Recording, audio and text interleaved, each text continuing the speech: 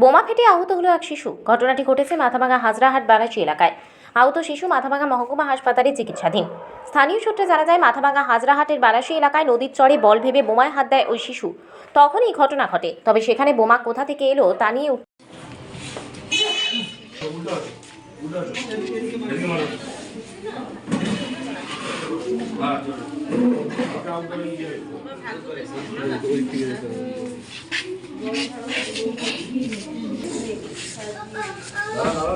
আজকে কিচ্ছু হবে না।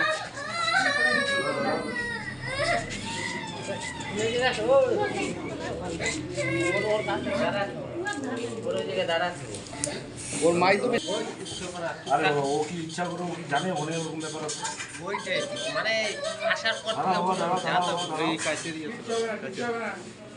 কাঁচের বোতলে ছিল না।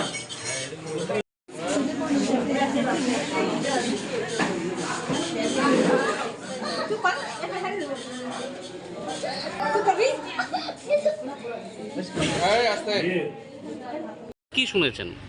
আমি তো ওইখানে তখন কেউ ছিল না, ও একাই ছিল।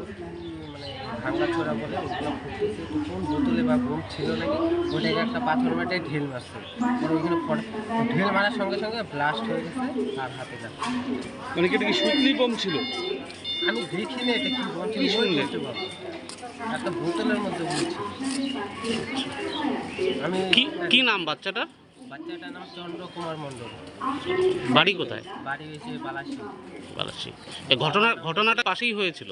হ্যাঁ, বাড়ির পাশে মানে ওদের বাড়িতে একটা বাগানের মধ্যে। পাশে বাগানের মধ্যে। আচ্ছা, এখন হাসপাতালে নিয়ে আসা হলো। হ্যাঁ। আপনার নাম? আমার নাম অর্জুন সরকার। আপনার কি পাশেই বাড়ি? হ্যাঁ, পাশে আত্মীয় হয়?